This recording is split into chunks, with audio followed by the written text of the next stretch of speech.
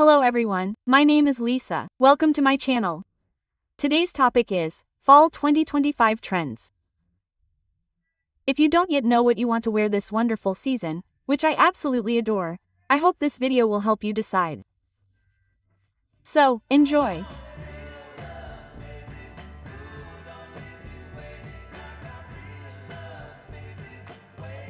Okay, let's get started. And I want to remind you that this video is in no way a call to action. This is an inspirational video. If you're tired of everything old and want to add some freshness to your outfits and your wardrobe, and whoever watches to the end will win a really cool giveaway. We'll start with outerwear, probably the most important part of a fall wardrobe. First up are cropped trench coats. If you're into fashion, I probably won't surprise you with this trend. It's already been everywhere. I talked about it in my Telegram channel in the spring, so if you haven't subscribed, be sure to do so. In my opinion, trench coats like these look very fresh, somehow new, original, and at the same time very trendy. I'm truly convinced that trends aren't created even by fashion houses or the very top brass of the fashion industry, but by us. Because if we don't embrace an idea, a spontaneous technique, a trend, no one will buy it, and it won't be produced in such large quantities. So we choose what will become a trend. Our love chooses what will become a trend. I think everyone is tired of classic trench coats and has switched to something fresher, something they haven't seen in their wardrobes for a long time. I've already received one of these beauties, but I'm still waiting for my own, probably the most perfect cropped trench coat, which I've been wanting since spring. So I'll definitely show you that one in my shopping list this season. The next outerwear trend is the mom-inch trench coat. A bit vintage inspired, without much embellishment, quite simple, and with a silhouette featuring buttons up to the neck. Stylistically, it's even closer to a raincoat or a cape than a trench coat. You can choose from mid-length or longer muscle lengths, maybe even maxi. Options are available with or without a belt.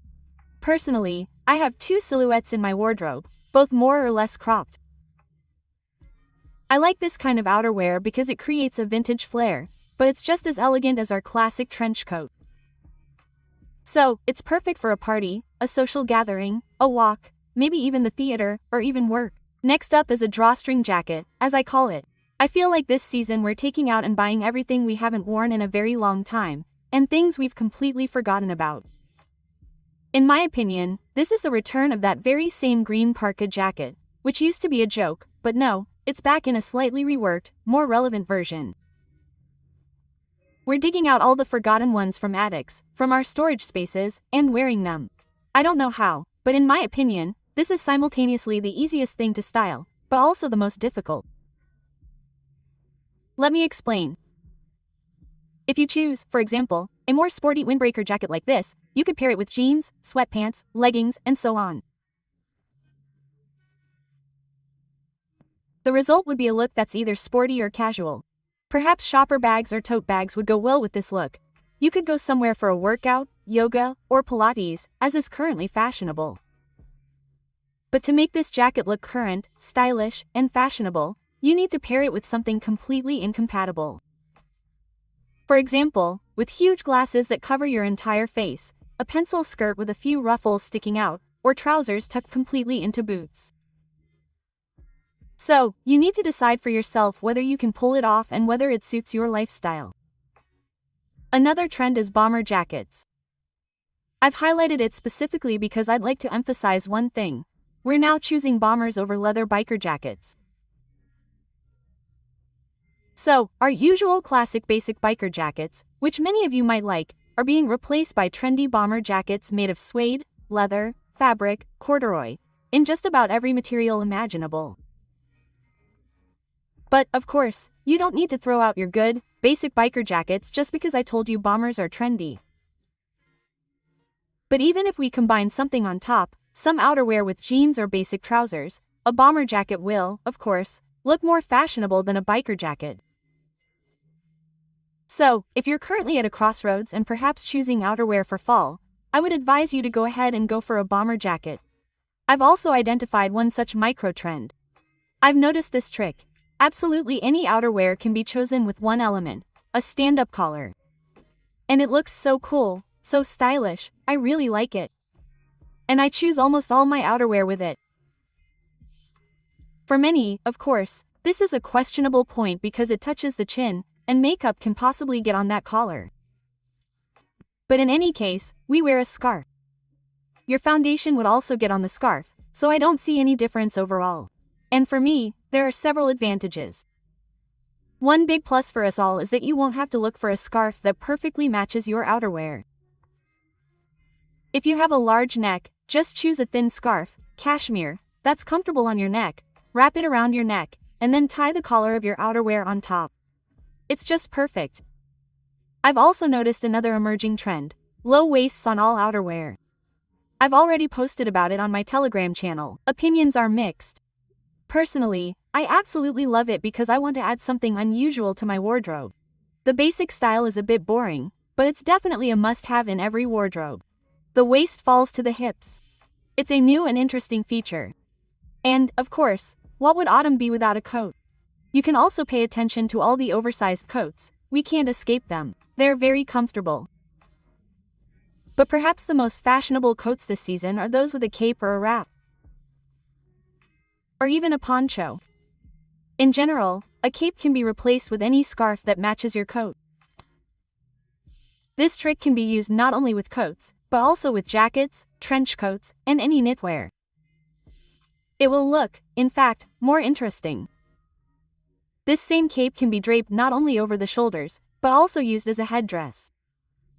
Simply drape it over your head, tie it over your shoulders, or tie it around your neck. It looks so beautiful, so elegant. And I think this trend suits a lot of girls here. And I think it appeals to everyone too. I wore it like that at school. I never wore a hat. I always wore a scarf on my head. Along with all these trends with coats and oversized coats, of course, coats with a defined waist are super trendy right now. In my opinion, it's, of course, incredibly beautiful, it's very feminine, it's elegant. A defined waist really suits any girl. Slightly more massive shoulders, a defined waist, and just a little bit of defined hips, it's really super beautiful. But on the other hand, this trench coat can hardly be called basic because you can barely unbutton it. You can't wear it unbuttoned because it looks awkward. Not a trench coat, but a coat that looks awkward, but closed, of course, it's super. I even have one like that. Well, no fall trends are complete without knitwear, without knitted items. That's why I'm coming to you with such a wonderful lot. It says, "Lucky you," here. I decided to create a slightly relaxed look with this sweater. And I also added relaxed low-rise trousers with pleats. I really like how I feel in this. It's cool, but at the same time it doesn't restrict movement at all. I added a cap, glasses, a few accessories, and the look is no longer so simple. Although, it would seem that the formula for the look is a sweater and trousers, yes, but I'm feeling really wowed today. I found a sweater at Akko, knitwear from Amclo. 55% wool and 45% cotton.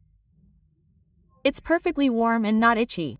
And the trousers are also Clo, a true classic from the brand. They've already captured the autumn sunset light.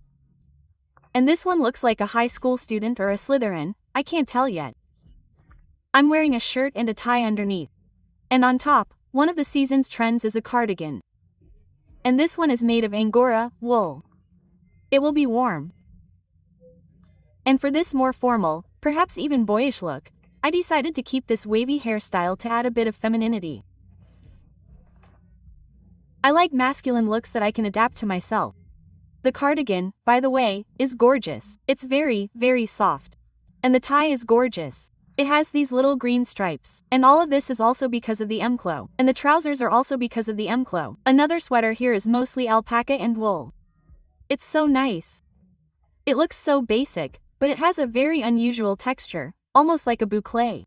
But it's alpaca and wool, a very interesting texture. And it's a nice basic shade.